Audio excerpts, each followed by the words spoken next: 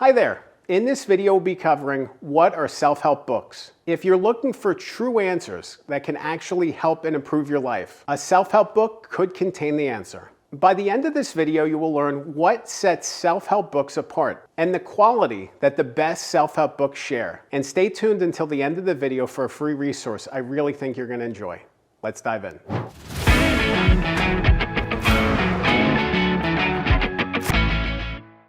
As the name suggests, self-help books are to help yourself. They're to help you. These are books that have tips and guidance that can help to shape the way that you approach things, give you new insights. They're really meant as a guidebook to help you improve your life. And it's such an awesome power and such an awesome thing to be able to see self-help books and to learn from them. You think about some of the best self-help books out there. Atomic Habits is one. I think Atomic Habits is such a powerful book.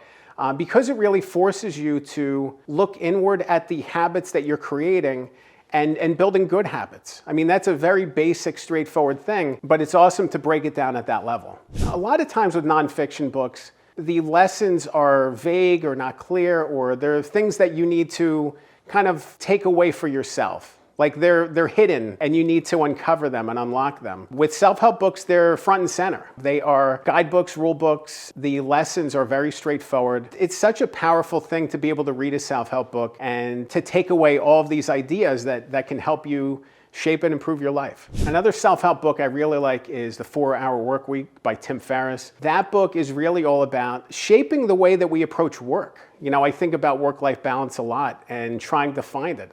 I'm sure you're struggling with that too. We all do at some point. Either you're too busy and you're working too much, or you're not working enough and not bringing in the revenue that you need, or advancing in your career the right way. So there's these, decisions that we need to make for ourselves. And, the more that we can do to get the most benefit out of the hours that we're working, the better we're gonna be. I love thinking about books like that, like 4-Hour Workweek, because it forces you to change your horizons, forces you to rethink the way that you approach the world.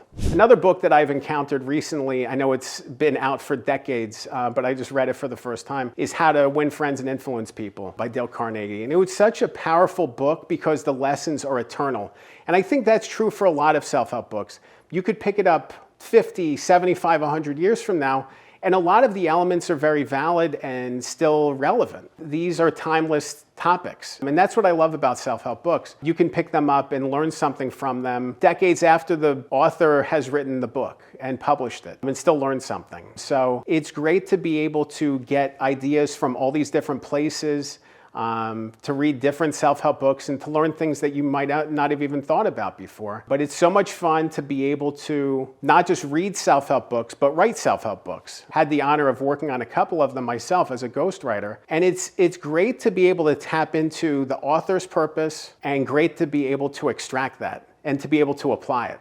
Because a lot of times the author's lessons and experiences aren't necessarily universal by themselves. You need to make them universal in the way that you're telling the story.